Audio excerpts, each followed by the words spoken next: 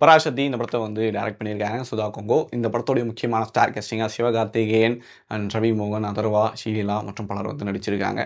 படத்துடைய ஒன்லைன் என்ன அப்படின்னு சொல்லிட்டு பார்த்தோம்னா, ஹிந்தி திணிப்புக்கு எதிராக 1964 மாணவர்கள் போராட்டம் நடந்துச்சு. அந்த போராட்டத்தை தான் வந்து படமாக எடுத்திருக்காங்க. கிட்டத்தட்ட 1960லேயே நம்மளை வந்து கூப்பிட்டு போயிட்டாங்க. சின்ன சின்ன ஃப்ரேம் ஒர்க்கும் அவ்வளோ டீட்டெயில்டாக, அதாவது அந்த காலகட்டத்தில் எல்லாமும் எப்படி இருந்துச்சோ அதை வந்து சூப்பராக வந்து விஷுவல் பண்ணியிருக்காங்கன்னு சொல்லி ஆகணும்.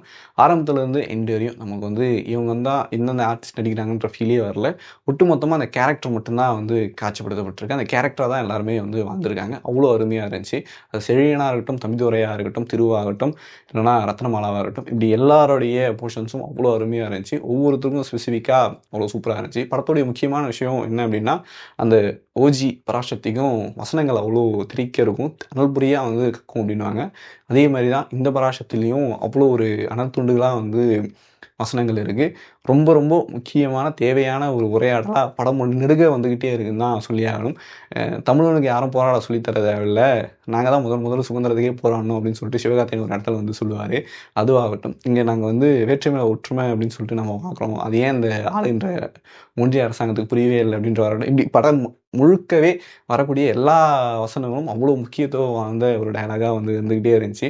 அவ்வளோ அருமையாக வந்து இருந்துக்கிட்டே இருந்துச்சு. இன்னொரு பக்கம் வந்து பார்த்திங்கன்னா, நமக்கு சாங்ஸாக இருக்கட்டும், விஷுவலாக இது பண்ணட்டும், இது எல்லாமே ரொம்ப ரொம்ப ரொம்ப அருமையாக இருந்துச்சு. இன்னும் வந்து அது பிரம்மாண்டம்னு சொல்கிறதா இல்லை எந்த வார்த்தையை சொல்கிறதுன்னு தெரில, அவ்வளோ ஒரு இதுவாக இருந்துக்கிட்டே இருந்துச்சு. ஒட்டுமொத்தமாக தமிழுக்காக எத்தனை பேர் வந்து தங்களுடைய இன்னுயிரை வந்து நீத்திருக்காங்க. தமிழ் இவ்வளோ முக்கியமான ஒரு விஷயமா இருக்குது. இந்தி திணிப்பு 60 வருஷம் கழிச்சு இன்றைக்கி வந்து நடந்துகிட்டே தான் இருக்குது. இந்தியை மட்டும் இல்லை, சான்ஸ்கிரையும் சேர்த்து திணிச்சிட்டு தான் இருக்காங்க.